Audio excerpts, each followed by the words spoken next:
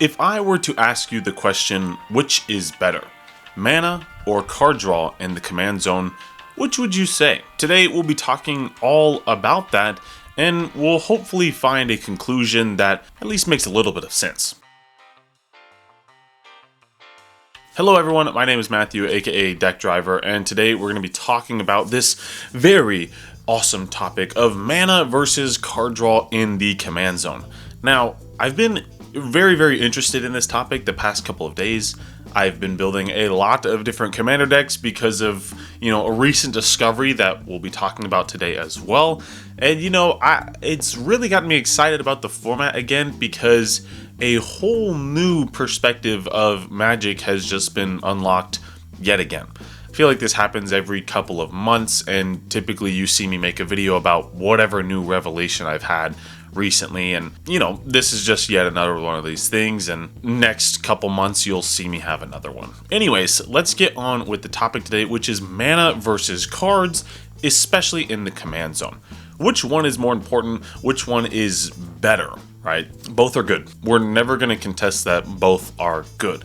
Having a win condition in the command zone is pretty decent, but it's not nearly as good as having card draw or mana in the command zone. Now, we'll talk about this in both casual terms and CEDH terms today, because I think talking about both is important because, it's kind of two separate games. Casual is very different. It plays a different pace. There's cards that see play in casual that will never see play in CDH and vice versa, right? So we need to be able to speak about the entire format as a whole and kind of see how the arguments shape up in both of these cases. With this all being said, let's get into it, and let's actually go over why I personally today am going to be making the argument that mana in the command zone is way better than card draw in the command zone. Now, this is a discussion video, right? This is something I'm very passionate about. This is something I've been very interested in the past couple of days. So if you disagree with me, feel free to let me know in the comments below and tell me why you think card draw is more important in the command zone. But for now, let me go and give you a couple of arguments that I have. My first argument is that drawing cards has become significantly easier over the years, whereas generating mana and ramping or doing anything has gotten only worse. Now, what do I mean by only worse? Well, I mean, if you think about and look at the oldest Magic cards of all time, right? You have cards like Ancestral Recall, which is, it's a really good card. You draw 3 cards, but you also see that Black Lotus and all of the Moxes, and nowadays Mana Crypt, Jeweled Lotus, Dockside Extortionist, all these cards are not available in a format like Commander, but also they're heavily restricted in, formats like Vintage and Legacy and any of these things, right? A lot of mana advantage is significantly more powerful the older and older you get in Magic the Gathering. Whereas nowadays you can see all these crazy broken mana advantage pieces alongside cards that were printed in 2023. There's so many different cards nowadays that just draw you more cards, right? There's so much more card draw pieces than there are mana ramp pieces nowadays, right? Especially if you look in terms of casual commander, any mana rock is kind of stuck at 3 mana nowadays because of how incredibly broken mana can be.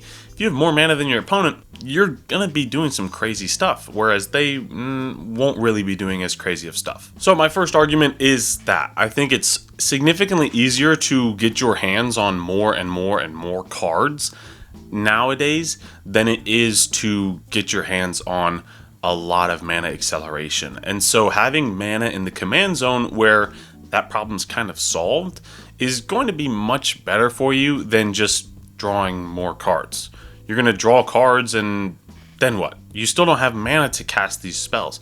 It doesn't matter with cards like Braids or any other commander that's able to draw you 2 to 3 extra cards a turn when you can't cast any of the spells unless you're using 2 mana rocks, maybe hopefully a Soul Ring, maybe some treasure producers, right? It's not gonna matter nearly as much unless you are playing a certain style of deck. And having mana in the command zone allows you to play more of these broken card draw engines that have just been churning out recently. Now, my next point is kind of a very good follow-up of this, which is bottlenecks. Now, bottlenecks in Commander is basically what is the thing that kind of halts your deck from actually winning the game or eventually getting to the point where you can win the game, or what's really stopping you. And in most cases, for most decks, that is mana. Even in casual Commander settings, typically in battle cruiser gameplay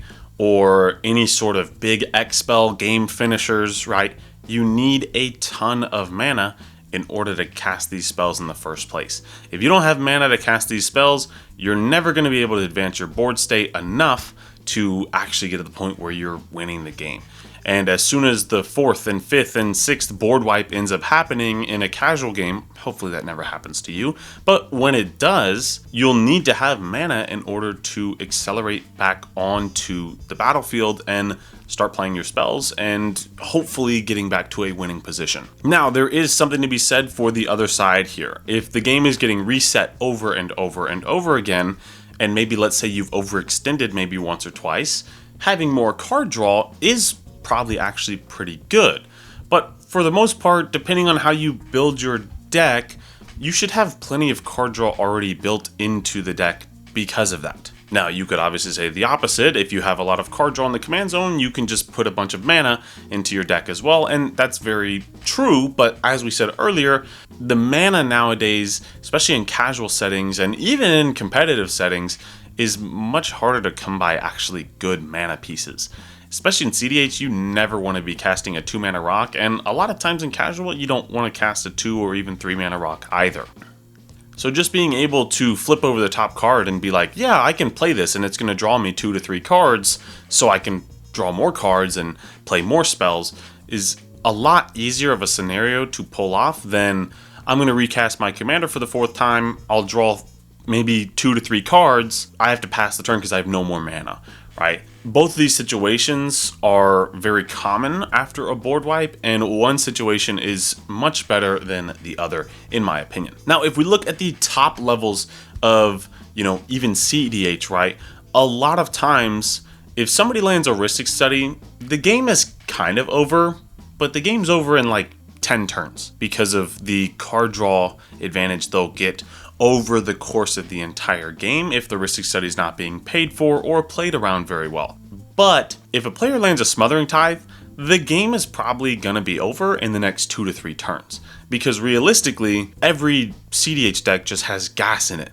It's a lot of payoff spells, it's a lot of, oh, if I have 5 mana, I can cast this Ad Naus. If I have 7 mana, I can cast this Peer into the Abyss. If I have, 4 or 5 mana, I can cast whatever spell it is to then win me the game. If I'm Sisay and I have a Smothering Tithe or I have a way to generate Wooburg mana, I only need 1 or 2 activations and the game is over.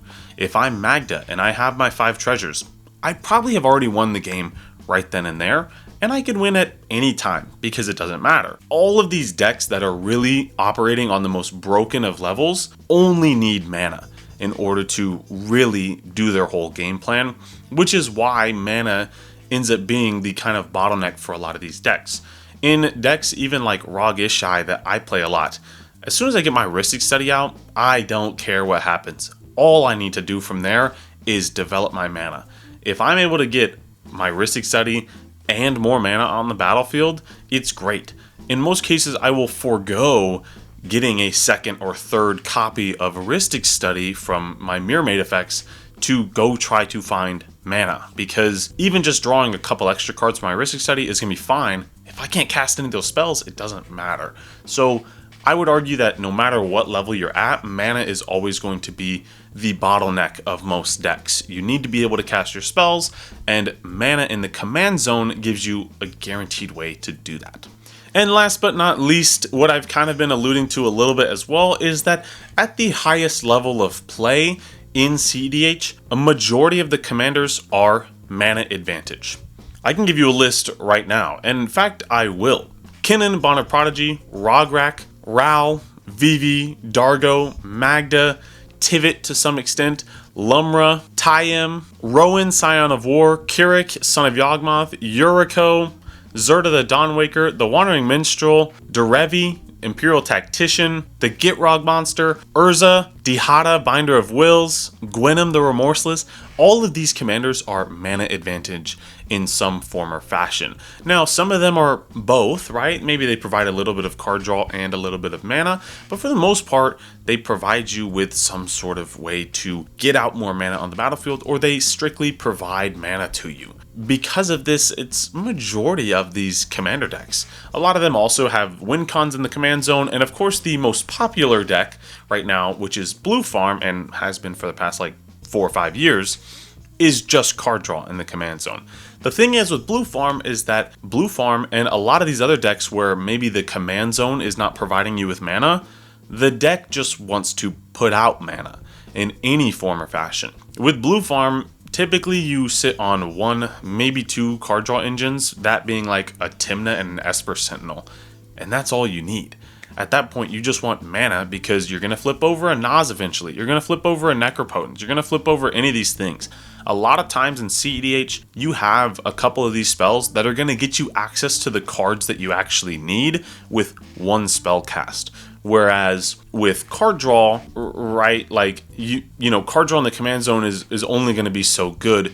You usually need 1 or 2 spells to get you the cards you need, whereas you need a lot of investment in mana and actually be able to cast those spells. Even after an Adnaz is finished, the only way you're really able to convert is when you have fast mana and access to more mana to cast more spells to then land an Underworld Breach and win through your normal combo, or land a Basalt Monolith or anything like that. You're needing to have a ton of mana in order to actually make these game actions with these broken cards.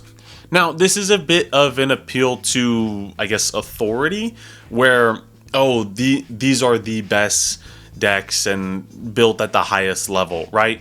It's kind of subjective, obviously, but when the format is trying to do something that it breaks the actual game, if these are the commanders that end up doing it, and a lot of them end up providing mana, it's probably a decent case in that direction that mana is what is eventually more broken in the command zone than card draw in the command zone. Obviously, in a more bracket 3 to even bracket 2 setting, it might be slightly skewed towards card draw because, you know, maybe you're not building with enough card draw in mind in your list, but that is more of a, you know, builder's kind of difference, right? Where at that level, if you're not putting enough card draw in your deck in the first place, then card draw in the command zone could actually be a pretty decent crutch.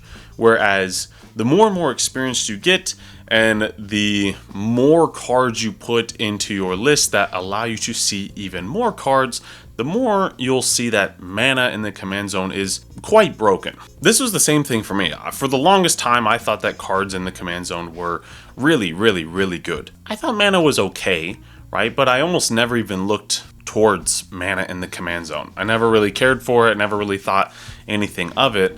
But the more and more you play and build around these kind of strategies, the more I've realized that mana in the command zone typically provides me with just the few extra colored pips I need, or few extra colorless pips I need in order to cast the broken spell my deck is trying to cast. Even if it's just 1 to 2 mana on average a turn that a commander is providing, it's going to be more significant than a couple more card draw spells and a couple more cards in your hand.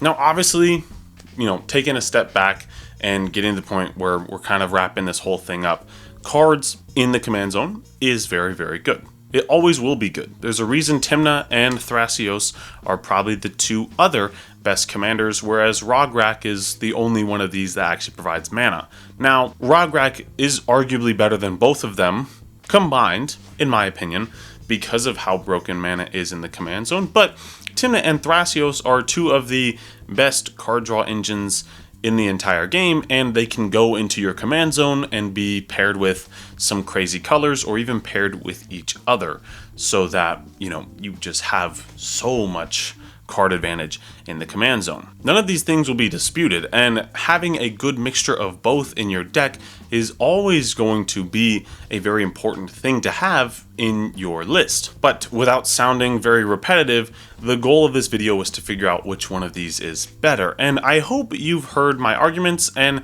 can at least reasonably see where I'm coming from when I say that I believe that mana in the command zone is much more powerful. I think as I've grown as a deck builder, more of these, revelations have come upon me where, I think right now mana in the command zone is better, but maybe 2 to 3 months down the line, 2 to 3 years down the line, I might change back and say that cards in the command zone is better. Currently, I think that mana in the command zone is better, and I think there's a lot of things that actually back up that opinion. But, based on the comments of these videos, based off of seeing other people in the wild and talking about Commander as a whole and Commander deck building as a whole, my opinion might change. Maybe in a couple days I might get completely destroyed and realize that, Magda actually is just the best commander of all time. Who really knows, right? It could be anything, any possible thing in the entire world that I just come to the conclusion of something else in the next couple days. But for right now, I think mana in the command zone is quite significant in terms of its power, and I do currently think it's better than card draw in the command zone, no matter the level you're playing at, whether it is casual commander or CEDH. So if you guys disagree, let me know in the comments below. I would love to hear your thoughts in the comments below on a topic like this, and let's just talk it out. Let's just see where we're all at. See if you think mana in the command zone is better or worse than card draw in the command zone. Maybe you think having the win condition in the command zone actually is the best of all of these things. In which case, let's talk about it. Let me know in the comments below. Make sure to subscribe to the channel and like the video if you at least somewhat enjoyed it, and I'll see you guys all next time.